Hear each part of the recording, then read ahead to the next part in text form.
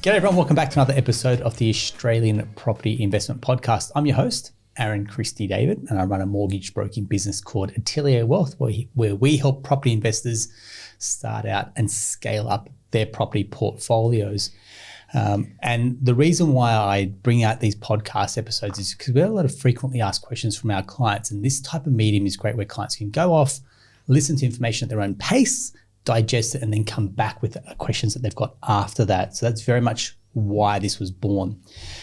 As part of that, though, we like to bring in guests, and you often hear me refer to them as best in breed. So there's people who have a very special skill set or knowledge or insight that then they can share their knowledge with yourself as well. I'm really, really excited to bring in Rhys Rogers from Before You Bid into the studio and onto the podcast. G'day, mate. How you doing? Very, very well. Thanks for having us. Mate, thanks for being here. And look, we've got an interesting connection because I'm saying we started almost around the same time. And I remember I had my first office that was over in Alexandria, and you came in with this idea of Before You Bid. I'm like, that's an interesting one. Tell me more about this and kind of how our business has started, the evolution, and then some of the rules that you and I have broken. We'll touch on that in a second. But I just want to say, mate, welcome, and how you doing?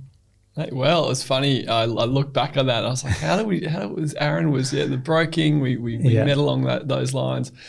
We thought the broking channel was going to be such a big part of our business, but it's been a hard one to crack. But we haven't given up. But we can jump into that a bit later. Absolutely. We'll talk about that. But before we start, two things. One, the Rhys story, so a little bit about yourself personally and professionally, and then and a bit your own journey around building Before You Bid as well. So take us through. I know you've just had you've got a young baby. Yeah, 11 month old. Congrats. So the Rhys story, people always find it funny that I'm the youngest of 8 children. Wow, yeah. Which there was just controlled chaos permanently. It's probably why you're happy to start a business, because you don't mind a bit of dysfunction in your life. But prior to Before You Bid, I used to tell people I was in corporate restructuring, a bit of a Richard Gere type personality, but the reality was I was an accountant in an insolvency firm. I think we'll go with the first analogy.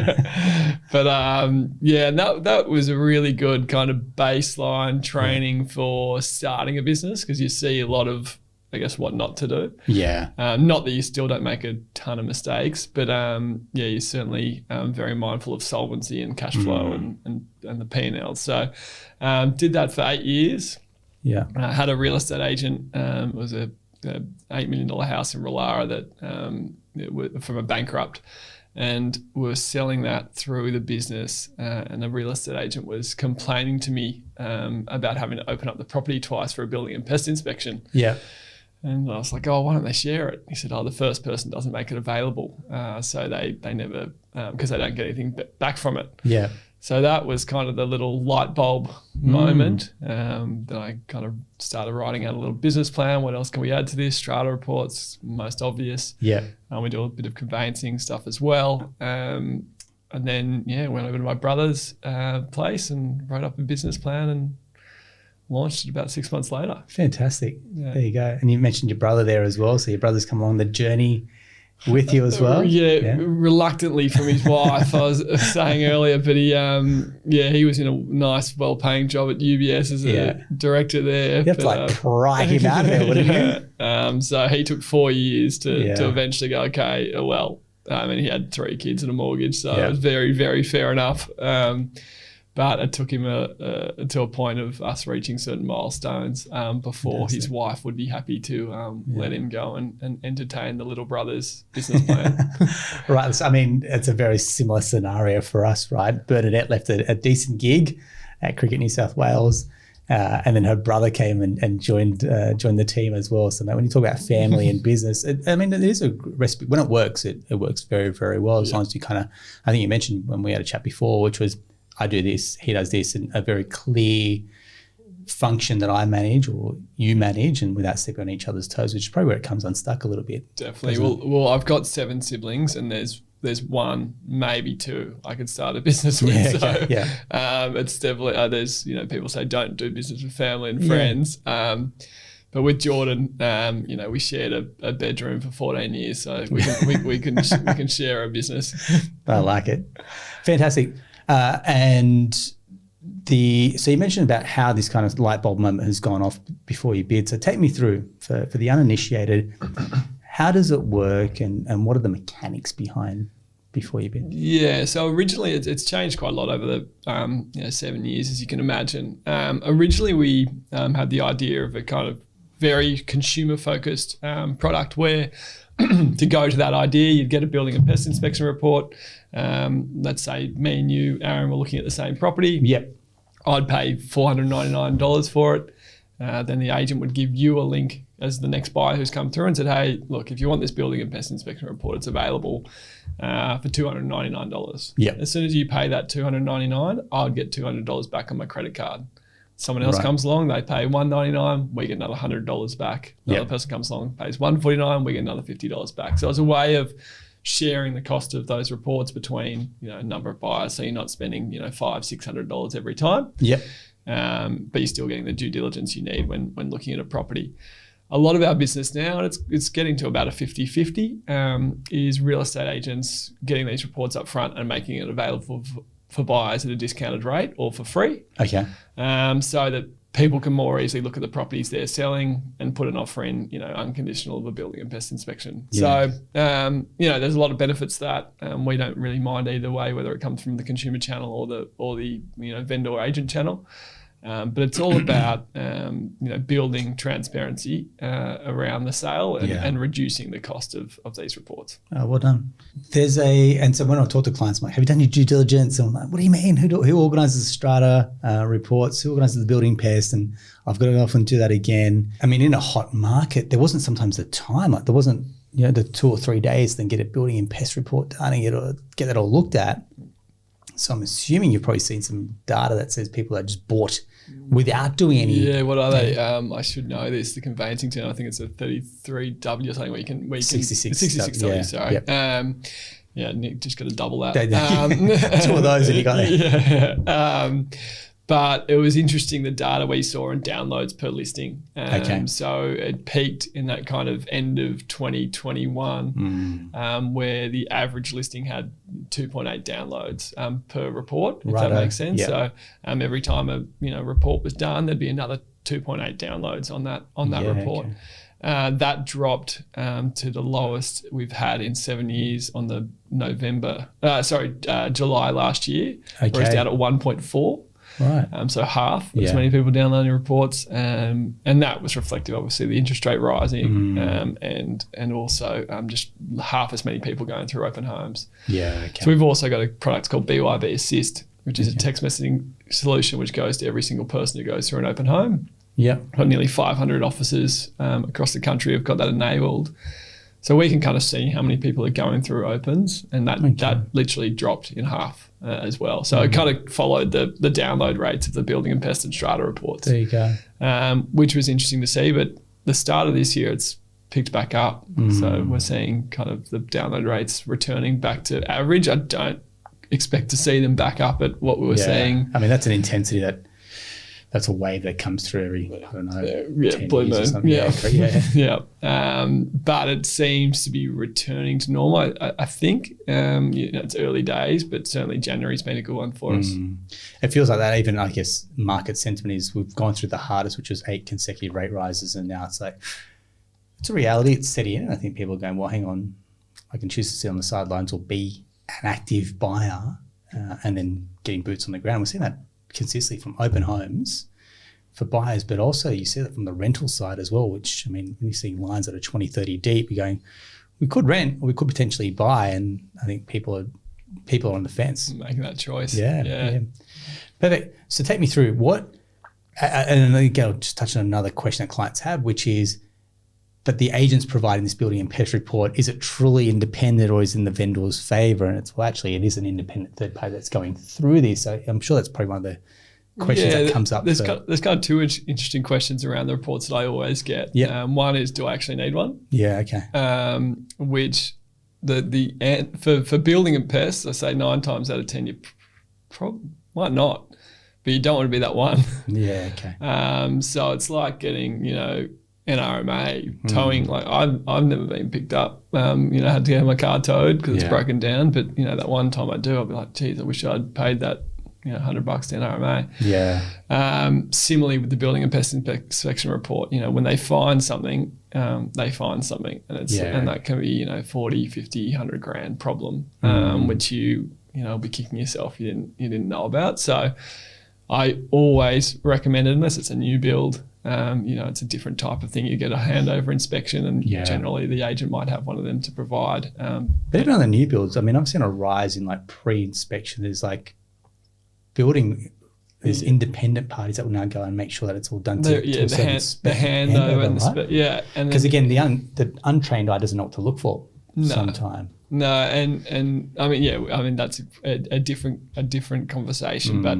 There is, you've got kind of warranties against the builder as well in those instances where you don't on an older property. So I would say definitely on an older property, you're almost always getting one, unless you're planning on knocking the whole thing down and building something new. There's not much point. Yeah. Strata reports, it's complete insanity to not get a strata report if you're buying a unit. Okay. Why is that? Because you can be hit for a special levy, and you have to pay it. And the quarterly levies, you have to pay them. Like there's no building a pest. There's a problem in the garage. I can fix it up in 2 years' time. Maybe you should fix it up now because it's going to be a bigger problem in 2 years' time. But that's your own prerogative. But with a strata report, so no, you need to pay this today. And if you don't have that money, there's issues and repercussions and. Particularly cladding issues that have come up. They're probably the big ones that are now catching buyers unaware, which is the cladding. There's environmental codes as well that I feel like fire safety. Yeah. So a friend of mine, he has an apartment in Potts Point. He got hit up for 110 grand because of the fire safety. So age of buildings is another one as well. So sometimes these older buildings now need to come up to code as well. So with a strata report, just 100% get one. And with the building and pest, unless you're knocking it down or it's a new build, I'd strongly recommend getting one as well. Okay. So I guess, the question behind that question was, can I trust this report? And what you're saying is, well, this is independently done. So it doesn't matter if it's provided by the agent. Well, we went off track a little bit there. But before you bid, not to plug it too much on this, but we check every single inspector's insured. So there's an estimate that 70% of building and pest and strata inspectors out there aren't insured properly. To do the reports they're doing. So getting the insurance is the hardest thing for these tradesmen. Okay. Because the insurers have quite stringent, qualifications they need to have or experience that they need to have. So we make sure they've got that. So on our platform that they're insured. But in terms of if you're getting these agent reports, there is definitely a skepticism to be had there. What you want to check is who the inspector is. Okay. And look them up. Make sure that you can maybe check their Google reviews or whatever, or you can call them and ask. Give them a call. That's exactly what a lot of them will say, which is, hey mate, give me a call. Let's have a chat about. Is this a deal breaker or a deal maker, for example? Well, that's post buying the report. I'm talking about pre buying the report. I'll do a bit of research on the inspector. Okay. And not in all instances, but in some instances, if you've got a doubt, just do a bit of research on the inspector. Make sure there are inspectors out there we've had to kick off our panel because they were handwritten reports, which I was like, well, is this really something that someone's meant to pay for? And that there's potential that have been in there for 5-10 minutes. So we've got some kind of processes internally that make sure we remove those inspectors from our panel once it's been highlighted. But you should definitely just check out who the inspector is before downloading. But at the end of the day, if they've got insurance, that insurance should carry through to you as the buyer. And if there is something, that's material that's missing, then you may have a claim against that inspector. So there is a level, they can't go too rogue on it. So there is a level of trust there that you can have. Oh, beautiful. Just mentioned before about what's in the reports, and we've had a chat with property inspectors, building inspectors in the past. So if you're kind of curious to see what they do, check out one of our previous episodes. But for this conversation, in the report, and you probably had a chat from your own research when people look at these reports, what is in that report that's going to get you closer to making an offer as opposed to what's going to get you out? This is a property that gets struck off the list, for example, and how much are people getting caught up in that And that part of it. And so there's a funny rule in building and pest inspection reports I heard years ago, which is quite dodgy. They call it the 2-1 rule of building and pest inspection. So you can think about inspector. Think about, Aaron, your job when you started, how hard it was to get a client. Yeah. So what they'll do is they'll get a client and they'll bomb a property, what they call bombing a property. So they'll say, oh, this is terrible. You can't possibly buy this thing. Look at all these problems. $600. Thank you very much. Right. Then they'll get another one off you. Bomb the property. $600. Thank you very much. Third one. Oh, no, this place is okay. So it's a 2-1 rule. So they've got $800 off you, and you're going, how good was my building and pest inspector? They just saved me from those 2 properties before, when really, it's a way of building up their income. So I don't think the report should be looked at as, do I go ahead and buy this property? You like the property, you've bought the report, you're thinking about the property, you obviously can picture yourself living in it. It's more, how much are you paying for that property? Yeah, okay. So if you go, look, these are, every property in the country would have $5,000 to $15,000 worth of things that you should probably repair when you go in there. Now, but they've been living with some things that they're happy to accept. I'm coming in, and you get this all the time whenever you get a new renter. They're like, oh, this needs to be done purely from a changeover. Like, that's their standard now, and the last tenant was willing to accept it. The same would be when you're living in a property. I'm like, I'm happy to kind of compromise, and someone buying it, I want a new property. It's like, well, hang on, this is a used property, and it's wear and tear. Yeah, it's a used car. Exactly. That's a good term, actually. It's a used property. Yeah. But it's more, looking at, is there something there that's worth, a lot to repair, and do I want to say, okay, I'm not paying $900,000 anymore. I've got to pay $875 or $850. I see it more as a negotiation than I don't want to live in this property.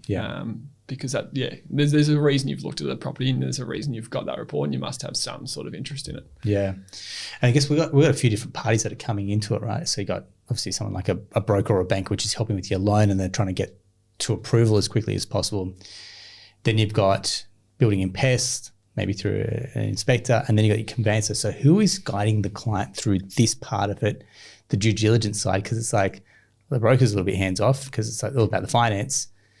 The building and pest inspector, they've done their report, so it's like, I can talk you through it, but I can't help you make an offer, or what's maybe a given ballpark. And then the conveyancer is like, well, I'm here to review the contract to sell. So and the conveyancer, and I would say the broker, and the selling agent, and if you've got a buyer's agent, the buyer's agent, they all want the deal to close. That's right. So let's be really open about it. Everyone wants the deal done. The deal to close, because everyone gets gets fed that way. You want a good buyer's agent, obviously, who'll and there are good ones out there who will move you away from really well for you. I know plenty.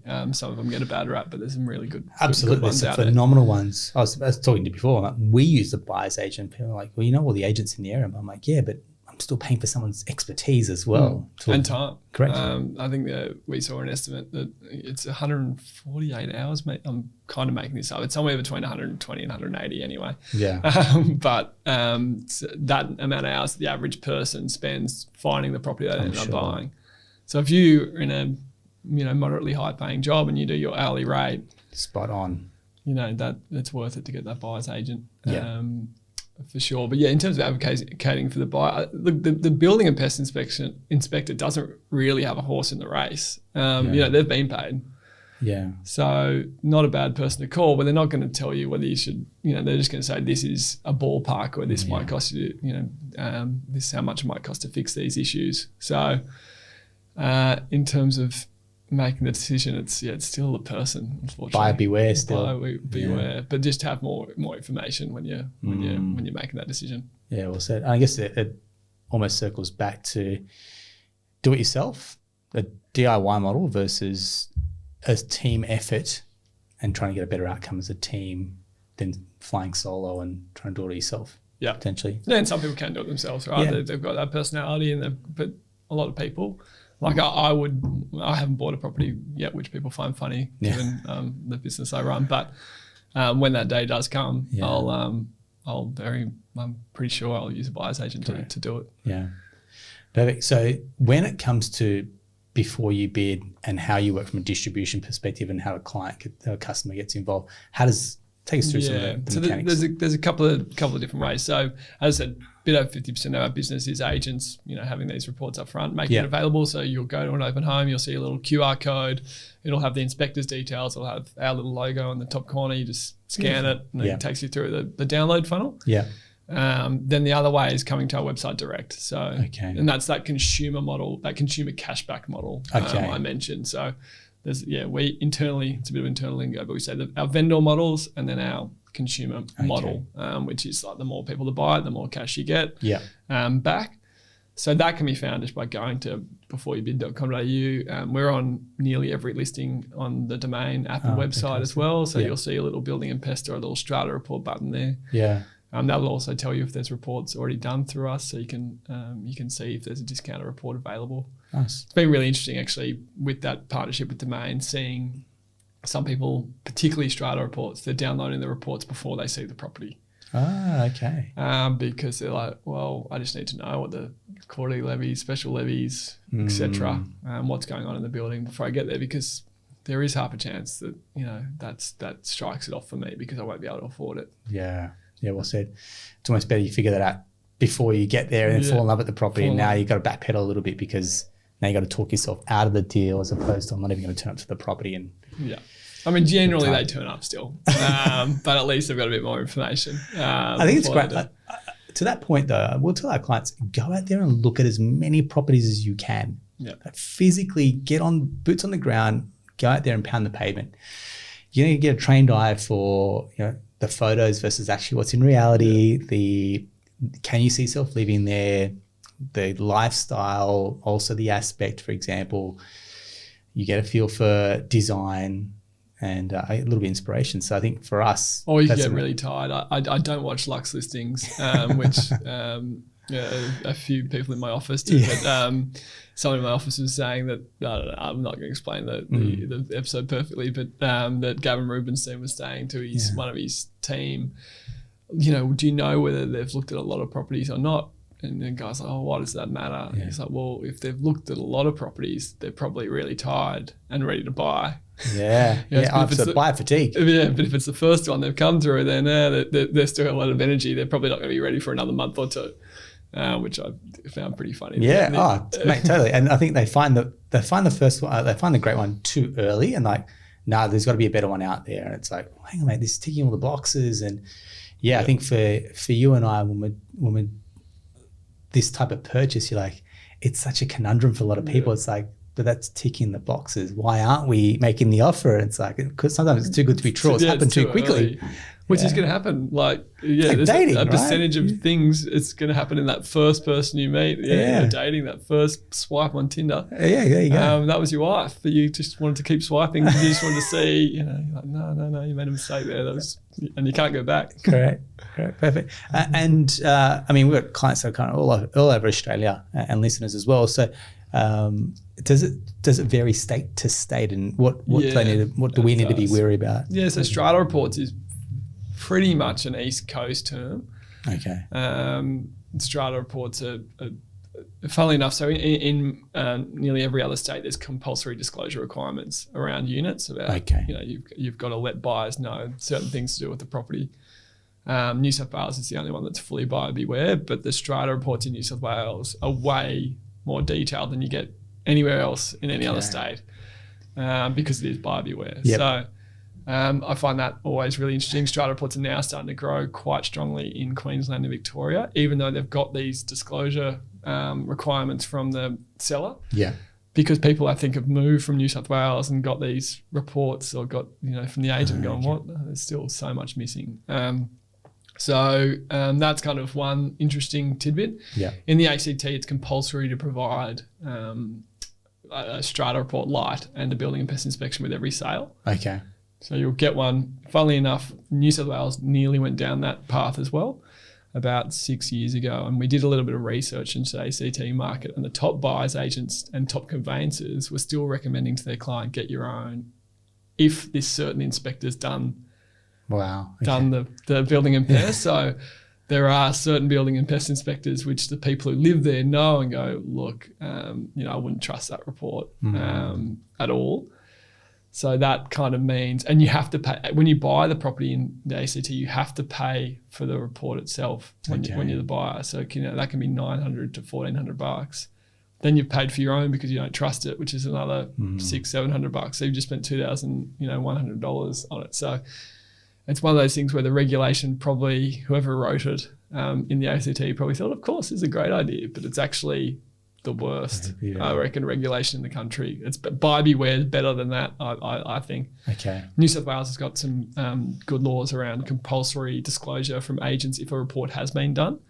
So if one of our consumer orders gets done, we send a link to the agent. They have to send that to every contract holder and say, hey, there's a report that's been done. Oh, right, okay. Not too many people know that, including the agents themselves, but it's an interesting difference. WA's also got an interesting. WA should be our biggest market, and we've only just kind of launched it a little while ago. But when you buy a property in WA, you get what we'd call on the East Coast a kind of cooling off to get a building and pest inspection.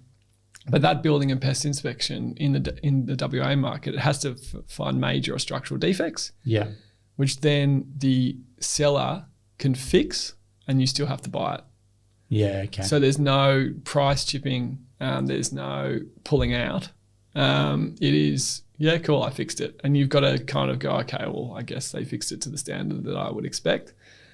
So you should definitely be buying the building and pest inspection before having your offer accepted in WA. But the mindset's the opposite. They're like, no, I'll just get it accepted and then I'll get my building and pest. Or I'm like, you can't do anything after that. Like the benefit of the building and pest is finding stuff out and either pulling out because there's too much or, negotiating the price because you believe it's this much to fix. Nice one. You don't get either of those options in WA. So beautiful. You should definitely get the reports before. Good to know. And I guess as we become such a borderless country now in terms of people moving interstate, for example, for work and hybrid models of living and working, and then people's borderless investing now has become so popular as well. You wouldn't know this. Again, if you went down the DIY model, buyers agents probably got a good handle on this as well, right? Yeah, and local. Yeah, I mean, you probably go a local buyer's agent. Yeah. There was a company recently that approached us who are doing kind of an online. They've got a bunch of kind of data scientists doing a buyer's agency model. I just can't quite recall the name, but they do it across the whole of Australia. And I was like, oh, where are you looking at now? Not one part of them is looking in Sydney. Yeah. They're like, nah, there's this suburb here in Queensland and there's this one over in South Australia, that's what all the analytics are telling us you'll get a good deal on. So I would love to give them a plug, but anyway. That's right, you find it, we'll bring them on and have a chat about it. But to go on that, it's probably a local, right? You might be inclined to get a local buyer's agent for WA or for South Australia. Yeah, okay. Instead of someone here who might be potentially, unless that's their specialty, but they might not know what the where the bargains are in different states.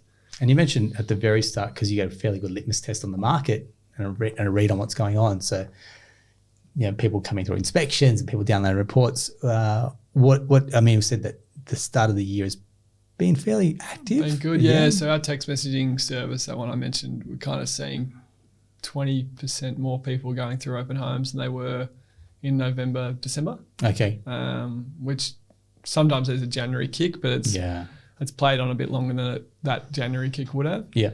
And repurchase rates seem to be trending back up towards, they dropped to 1.4, 1.5, and they're kind of back up to 1.9. So it seems like I don't think that's going to result in some kind of price booming again. I think it's just vendors are like, okay, well, my property's worth 15-20% less in the markets where we're probably biggest. There's always general attrition in the market. Someone's getting married, kids, upgrade, downgrade, divorce, death. Like there's just general movement in the market that you could say that rates will put the handbrake on people selling or the market, but people have got to get on with life. Got to get on. And there's a little bit, I don't know, the commentary doesn't seem to be saying this, but just from my conversations, I'm just thinking about this one with a really good agency up in Hornsby, in Sydney, for those who don't know it. But they kind of sell between 250, 300 properties a year. Like nice. Good amount. Good office. I think there's 4 agents. Yeah. So they're all doing pretty good numbers. 5 agents, sorry, all doing good numbers. And they sold like barely anything, like the worst. One of the agents who sells 80 a year, he sold 1 in November, December. Yeah, right.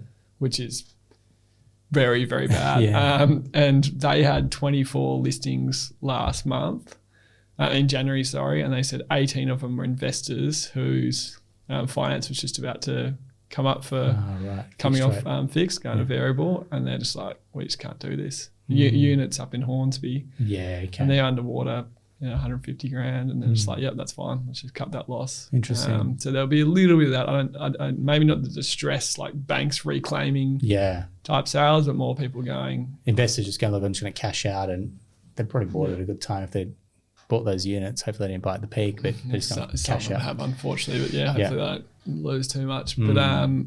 But yeah, that's interesting. I think we'll definitely see some of that, but it won't play out in the big headlines of banks repossessing countless homes, but more be people making a decision 3-4 months before they come off fixed. Correct. And just going, look, this just isn't worth it anymore. Oh, there's just no way to sugarcoat. I mean, 8 consecutive rate rises, nothing like it we've experienced, and then coming into a fixed rate cliff that we all know about. It's something's got to give. Incomes are finite. Expenses have gone up 40%. Something's got to give. Yeah. And you'd know better than me, but there's that stress test the banks are doing, right? Correct. They used to have it at 7.5%, and then they dropped it to 2.5% above the cash rate. Is that right? Yeah, but they're centered variable. Yeah. And now that's probably looking like a bad decision.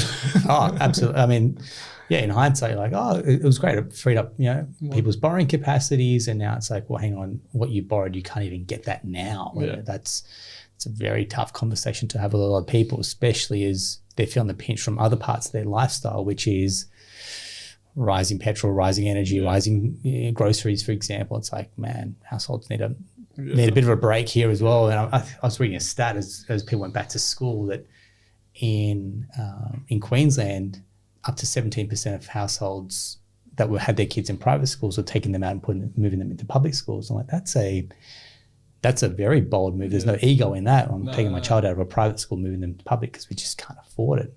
These are decisions that households have to make because of where we are at the moment. I think there's some sense in those decisions as well. Like there's sense in doing your due diligence before you pull the trigger on, I don't know, a property that's going to be worth at least $1 million plus in this current market.